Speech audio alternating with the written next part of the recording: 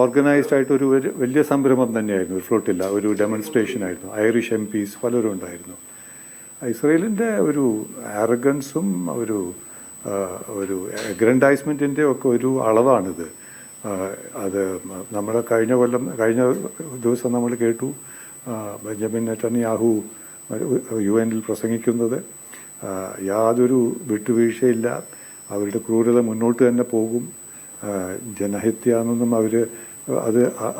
അതൊന്നും അവർക്കൊരു പ്രശ്നമല്ല. ഗാസയിലുള്ള വാസികൾ, അവരുടെ ആണുങ്ങൾ, പെണ്ണുങ്ങൾ, കുട്ടികൾ. ഇന്ന് കൊച്ചിയിൽ ഒക്ടോബർ 2-ാം തീയതി ഞങ്ങളുടെ ഒരു വലിയ ഇവൻറ്റ് കഴിഞ്ഞ് ഞാൻ വരുന്നേ ഉള്ളൂ.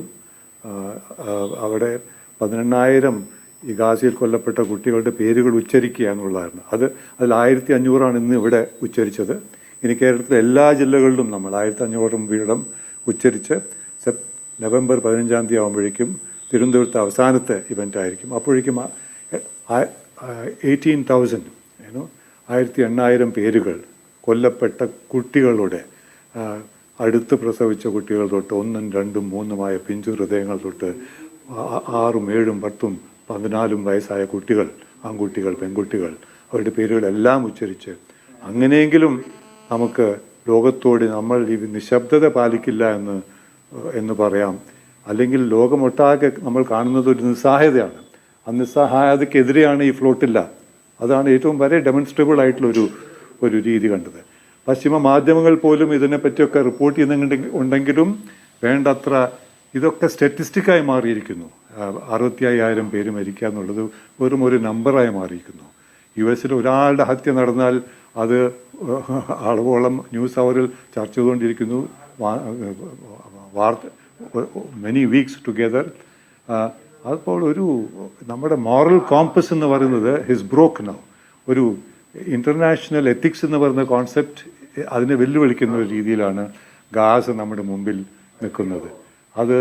അതിനെങ്ങനെ നമ്മൾ പ്രതിരോധിക്കാമെന്ന് ചോദിച്ചാൽ എനിക്ക് കൃത്യമായ ഒരു അഭിപ്രായ ഉത്തരവൊന്നുമില്ല. പക്ഷേ ഈ നിശബ്ദത പാടില്ല നമുക്ക്. കാരണം ഈ മരിക്കുന്നവരെ നമ്മൾ മറക്കാൻ പാടില്ല. സൂസൻ സോൺടാഗ് പണ്ട് പറഞ്ഞിട്ടുണ്ട്, to remember is to redeem. നമ്മൾ ഓർക്കുമ്പോൾ നമ്മൾ ഇവരെ തിരിച്ചെടുക്കുന്നു. അവർക്ക് പുനർജീവനം കൊടുക്കാൻ പറ്റില്ല, ബട്ട് തിരിച്ച് നമ്മൾ അവരെ ക്ലെയിം ചെയ്യുന്നു എന്നുള്ളൊരു രീതിയിലേക്ക് ആണ് നമ്മൾ ഈ ഒരു ഇവൻറ്റ് ഓർഗനൈസ് ചെയ്തിരിക്കുന്നത് ചിന്താരവി ഫൗണ്ടേഷൻ്റെ ആഭിമുഖ്യത്തിൽ. അതുപോലെ പലയിടത്തും പലതും നടക്കുന്നുണ്ട്. പക്ഷേ ഈ ഗാസയിലുള്ള ഇസ്രയേലിൻ്റെ അധികാരത്തിനൊക്കെ ഒരു കാരണം യുഎസിനുള്ള സപ്പോർട്ട് മാത്രമാണ്. മറ്റ് ലോകം എല്ലാം അവർക്ക് എതിർ പറഞ്ഞാലും ഞങ്ങൾക്കൊരു കൂസലുമില്ല എന്നൊരു രീതിയിലേക്കാണ് മുന്നോട്ട് പോകുന്നത്. ഇസ്രയേലിനെ പണ്ടൊക്കെ നമ്മൾ ഒരു റോഗ് സ്റ്റേറ്റ് എന്ന് വിശേഷിപ്പിച്ചിരുന്നു. ഇപ്പോൾ അത് റോഗ് സ്റ്റേറ്റ് ഒന്നുമല്ല, അതിലൊക്കെ വളരെ it has become a menace, a virus to any civilizational concept in the world.